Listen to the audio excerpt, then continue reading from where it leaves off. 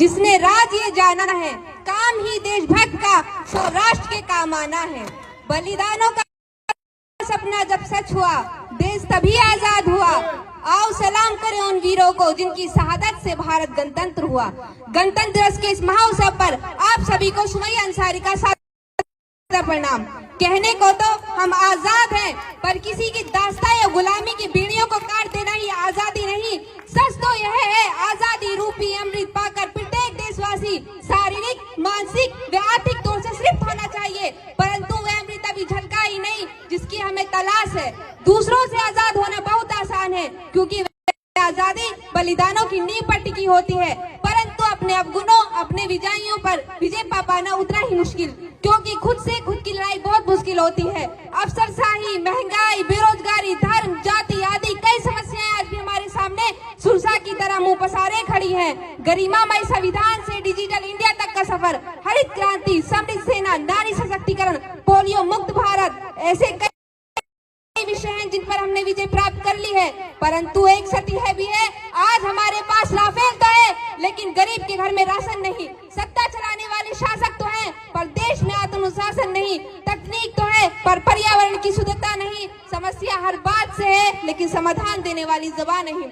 गौरतलब है, चाणक्य नीति, आर्यभट्ट के शून्य, सनातन संस्कृति, योग सूत्र व सहजता से भरा देश अगर मात खाता है तो अपने अंदर के अहम और वहम से। एक तरफ अब अपने संबंध दूसरे दो से मधुरतम बनाकर उनका दिल जीत रहे हैं, वहीं दूसरी तरफ अपने ही देश में सियासी देव बेचकर जहर घोल देते हैं।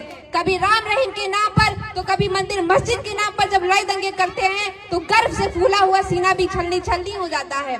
वर्षों से विदेशी गुलामी भारतवासियों की आत्मा को तो नहीं मार सकी, वरन एक मानसिक दास्तां और हीनता की भावना जरूर छोड़ गई, जिसकी वजह से आज हाल यह है कि भारतवासियों को अपनी संस्कृति का पालन करने में शर्म आती है।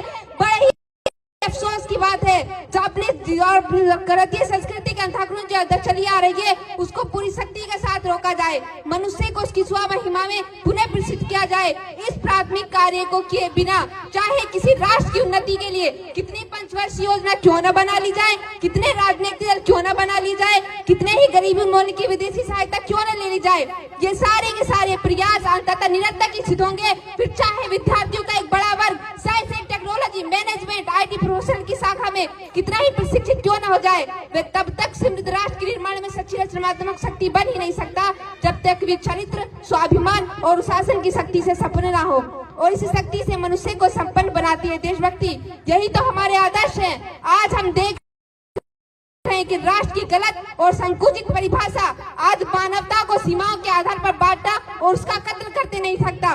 फिर राज रसल ने कहा था, सच्चा देशभक्त मरने की बात करता है, देश के लिए मारने की कभी नहीं। और हमारी तो मान्यता है वासुदेव कुटुंबकम की। इस बहुवचन अध्याय 6 श्लोक 72 में भी पढ़ते हैं, यमन चे परोवेदी लघु चेत साम उदार चरित्र नाम तू वसुदेव कुटुंबकम। इस वसुदेव कुटुंबकम की भावना से परिपूर्ण देशभक्ति ले जाता है अपने राष्ट्र को उच्च शिखर पर। बात की जाए न्याय की, न्याय जिसे संविधान और लोकतंत्र की आत्मा कहा गया है, तो आज जरूरत इस बात की है न्याय प्रक्रिया को सरल, कम खर्चीली और कम समय लेने वाली बनाई जाए, ताकि हर वर्ग की तक हो और कोई भी वर्ग न्याय से वंचित ना रहे। संविधान और लोकतंत्र की आत्मा जीवित रहे। सेक्युलर, जातिवादी, मानववादी, गैर मानववादी, कट्टरपंथी संप्रदाय जैसी बनी बनाई अवधारणा से परे होकर इतिहास लेखन की एक नई वैकल्पिक खोज आज अकादमिक दुनिया के लिए बड़ा चैलेंज बना हुआ है, जिसे पूरा करने के लिए देशभक्तों, खास तौर पर युवाओं का आगे आना चाहिए। वो युवा जिसे अपने पीठ पर लाने की अतीत की उपलब्धियां, वो युवा जिसे वर्तमान की तोड़ देनी थी गुंठा, वो युवा जिसके कंधों पर जिम्मेदारी थी राष्ट्र निर्माण और समाज की आशाओं को जोड़ कर रखने की, वही युवा 4x4 इंच की छोटी सी स्क्रीन पर अपनी कोमल उंगलियों के घर्षण मात्र से ऑनलाइन वीडियो को भावना की मोदी भेज रहा है। 4 बोतल वोट का काम मेरा रोज का ने भारत का भविष्य तबाह कर रखा है। हम एक ऐसे समाज में जी रहे हैं जहां लड़कों से बात करता देख जो भाई हड़काते हैं, वही भाई अपने गर्लफ्रेंड के घर में हंस के सुनाते हैं। हम ऐसे समाज में जी रहे हैं शाम को मदर इंडिया देखने के बाद रात में अपनी पत्नी को पीटते हैं, जहाँ अपनी बहन को छोड़कर कॉलेज के बाहर खड़ी दूसरे की बहन पर नजर डालते हैं, जहाँ अपनी माँ के हर काम को ना बोलकर उन्हें ना बोलने वालों के मुंह पर एसिड फेंकने के उद्देश्य से घर से निकलते हैं। हमारा राष्ट्र निर्माण तब संभव होगा जब महिलाओं की पूजा नहीं उनकी इज्जत की जाएगी। गांव या शहर की कोई भी बेटी अखबारों की कुछ सुर्खियों में आए तो अपना नाम रोकने के लिए आए, सिसकने के लिए नहीं। हमारा राष्ट्र निर्माण तब संभव होगा जब हम जाति का आरक्षण नहीं बल्कि सामाजिक सशक्तिकरण पर बात करें। एक बात याद रखिए, करबला की जंग किसी हिंदू के कारण नहीं हुई थी, महाभारत भी किसी मुस्लिम के कारण नहीं हुई थी। इसलिए अपने अपने धर्म शैतानों से, अपने अपने धर्म के शैतानों से लड़े, यही वास्तविक धर्म है।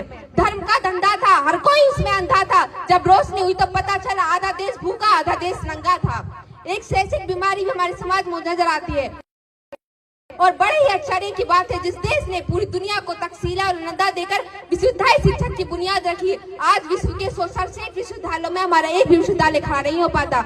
जहां एक और हमारे पास IIT, IIM, NIT जैसे शिक्षण संस्थान है, वहीं दूसरी ओर इस गरीब की बेरोजगारी की जमात में खड़ा करने के लिए उनके हाथ में सर्व शिक्षा अभियान का झुंझुना पकड़ा दिया जाता है। और मैं बता दूं, शैक्षिक बीमारी का केवल एक कारण वो ये कि हमारे देश की शिक्षा नीति केवल दो तरह के लोगों के लिए बनी है। पहले वो जो विद्वान है, दूसरे वो जो धनवान है। इसी तरह की कई गजब की बीमारी, इन बीमारियों की जो जड़ है ना, वो है हमारा अंधविश्वास। और मेरे विचारों में जब तक इस देश का युवा अपनी सफलता के लिए मंदिरों में जा जाकर नारियल फोड़ फोड़ कर भगवान को रिश्वत लगाता रहेगा, हमारे समाज का शिक्षक वर्ग ही बिल्ली के रास्ता काटने पर खड़े हो जाना, अपनी धर्म अपनी जाति को ऊंचा मानकर दूसरे के धर्म दूसरे की जाति की अवहेलना करता रहेगा, तब तक ना तो इस देश से अंधविश्वास खत्म होगा और ना ही हमारा राष्ट्र निर्माण संभव होगा। हमारी संस्कृति, हमारी सभ्यता को दुनिया ने शीश नवाया है। दुखियों और आस्था के नाम पर हमने अंधविश्वास फैलाया है। आजाद देश की शान है, मंदिर की घंटी हिंदुस्तान की पहचान है। दोनों में एक ही भगवान है, जो समझे वो इंसान है, जो न समझे वो शैतान है। जिस दिन देश से प्रतिभा पलायन रुक जाएगा, जिस दिन दलित ब्राह्मण का भेद मिट जाएगा, जिस दिन सच में सर्वधर्म एक हो जाएगा, उस दिन हर घर में तिरंगा लहराया जाएगा, आजादी का अमृत महोत्सव मनाया जाएगा।